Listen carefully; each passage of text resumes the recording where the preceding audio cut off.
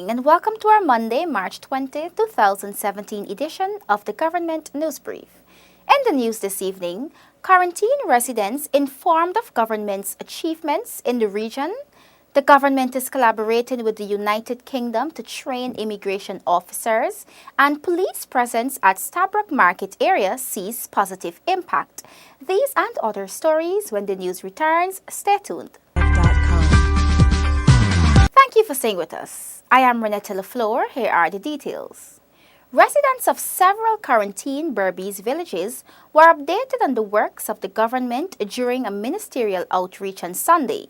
Details from Tiffany Rodius. Minister of Social Protection Amna Ali, who spearheaded the outreach to Region 6, notes that the government has achieved a lot in the space of 21 months. Singling out the President's 5Bs initiative, which started in Region 6, Minister Ali explains that it continues as an initiative to improve access to education. I want to remind you of the progress we have made in education, where we have provided under the President's Bees initiative, buses, boat, and bicycles in Region 6. Since we started with 3 Bs, we now gone to 5 Bs, and then we might be going to many more Bs. Because in some cases, we have given out boots and breakfast. Minister within the Ministry of Education, Nicolette Henry, adds that education is a priority of the government. This government invested millions of dollars, in the capacity of $300 million, just to look at the grade 6 level, which we call an emergency intervention. Meanwhile, Minister within the Ministry of Public Health, Dr. Karen Cummings, notes the improvement that the government has made in public health, another key priority of the government. She highlights works accomplished in Region 6. We have since put in for this year 4 ambulances. So all the hospitals from New Amsterdam to Port Moran to Skeldon, they all have ambulances now. 4 new ambulances. And Minister within the Ministry of Natural Resources, Simona Brooms, shares how residents can benefit from the Mining Syndicates initiative through her ministry. For some persons who might be interested, I don't want to miss that opportunity to give you the information, be it male or female. And you can be a part, you can learn about mining, you can know more about the industry. You can benefit, maybe you could be a supplier. The outreach to Region 6 is part of the government's commitment to delivering the good life for all. For the Government News Brief, Tiffany Rogers. Immigration officers are being trained in several areas to better protect and enhance Guyana's immigration system. Delon Sanko tells us more. The government, with assistance from the United Kingdom, is facilitating a 3-day session for local immigration officers. Minister of Citizenship Winston Felix says the training is timely and necessary since there's frequent movements of persons between territories. The minister adds that the Immigration Department role is to be courteous and vigilant to protect the immigration system. This training is just to reinforce government's policy to provide the highest quality of service to the public and to visitors, whether they come to tour or they come to with skills for Guyana's development. We must view this training also in terms of what we are doing to harden our passports against fraudulent activities. The minister explains that often persons attempt to transport illicit substances, including cocaine and even traffic persons. Minister Felix says this must be identified and stopped at the immigration level. There are those who want to traffic in persons. Well, Guyana is coming out very strong against trafficking in persons, and the Immigration Department must recognize their roles in ensuring that they are the ones to detect trafficking in persons before they enter. The Minister of Citizenship urged the participants to use the information provided to improve their attitude, as this would enhance Guyana's Immigration Department's efficiency. High Commissioner of Great Britain Greg Quinn notes that the United Kingdom has been supporting Guyana for years. One, a sort of an overview of human trafficking and how important the immigration service and the police force are in combating this. Secondly, to help to enhance existing forgery and interview skills of you, the immigration officers, to allow you to deal with arriving passengers in line with immigration policy. And thirdly, to give you an increased awareness of the latest trends and concerns in the wider Caribbean region.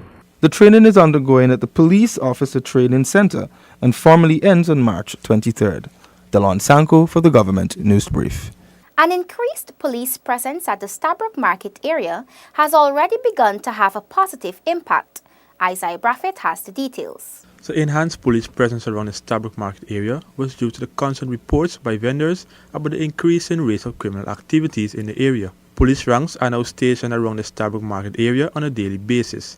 According to some vendors, the move by the Guyana Police Force has already impacted on the crime situation. The police presence out there is good. There's something good the commission have done. Easing a lot of crime. Man, they snatch people things, pick people pocket. You don't sit out there now because police too much. Every day you see different gang of police coming around, moving around the place. And that's very good for around, especially businessmen there. At least if people won't be scared to come and buy. The police ain't doing a good job so far up till now. Because keep away them boys around. And them the boys who's selling illegal thing. And they're glad for that, and keep away the boys them from the market, load linemen, and who was selling little drugs and them thing. So the police ain't keeping away though. Keep away out in the market. Command of A Division Clifton Hicken confirms that the presence of the police has caused a decrease in crime around the Stabroek area. However, the commander says that his division is keeping an eye out for ballooning effects. Yes, we can say that we had a drastic decrease in crime, in all levels of crime at the market because of our current posture, but we're still looking for evidence in terms of ballooning effect. Having prevented them from going to the market, we're looking for other opportunities. So it's timely. The commander reiterates that the Guyana Police Force is not working in isolation and is calling on members of the public to continue their cooperation to eradicate crime. Persons who see any suspicious activities are being asked to contact the nearest police station or rank. Isaiah Braffett, Government News Brief. On Sunday, Quarantine Berbice residents were able to air some of their concerns to 4 ministers of government during a ministerial outreach. More from Tiffany Rodius. The ministerial outreach to Berbice was organized by Minister of Social Protection Amna Ali. The event came after residents' concerns were raised by Member of Parliament Charandas Prasad. The outreach culminated with a meeting in Liverpool, Berbice. Many residents' complaints were primarily about the mismanagement of the community by the Neighbourhood Democratic Council. Issues range from a lack of information, the council not carrying out its responsibilities, and the chairman's leadership. Since the local government election, there is nothing done. There is not a public meeting as keeping for the community them to go out and voice their opinion. I have been reliably informed that there is a tractor and trailer at the village council office here. What about our rubbish? This whole place is full of rubbish. Now, being a councillor and working with a chairman by the name of Mr. Moore, if Mitchell McBean, had known I was entering into a situation to work under that captain, I would have never gone there. Minister Ali notes that it was the residents who voted for the council at the local government election.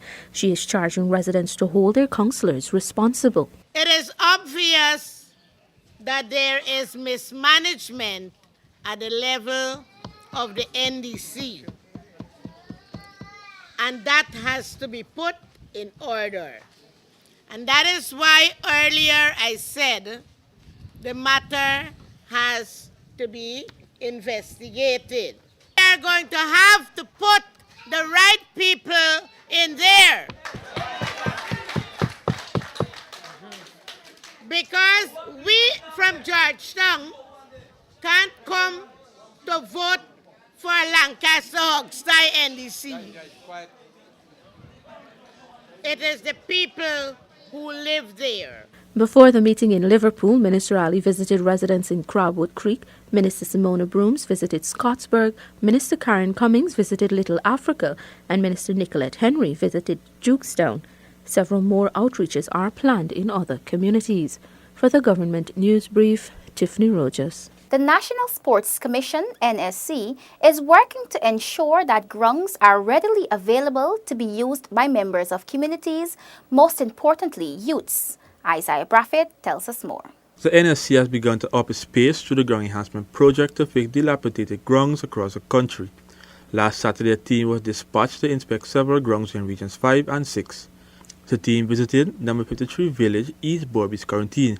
A member of that village's ground committee, Marcy Dorset, says that last year $500,000 was given through the ground enhancement fund. However, this sum was inadequate, Dorset explains, as it was used to purchase lights for the ground. I'd like to have everything done to the ground. Raise the standard, raise the level. The youths are utilizing an area of the field to play football, but I'd like to see the entire ground being rehabilitated, fenced, and utilized by the community. Dorset says that she was happy to have members of the Sports Commission visit the ground, as it indicates that progress is being made. Director of Sport Christopher Jones says that the visit is part of the NSC's mapping process of creating a cluster system. We have from them now an estimate which speaks to about $16 million, and that is not only in relation to ground enhancement, fence, but it also speaks to the pavilion.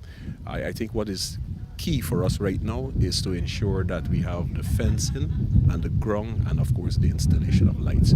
So with some amount of tweaking to the estimate that has been provided to us, we're going to then submit this to the ground enhancement unit with the hope and the expectation that it is carried. The sport director is hopeful that by the end of 2017 the ground should be fully equipped. The ground also houses a multi-purpose center which youths will utilize after school. Isaiah Braffett for the Government News Brief.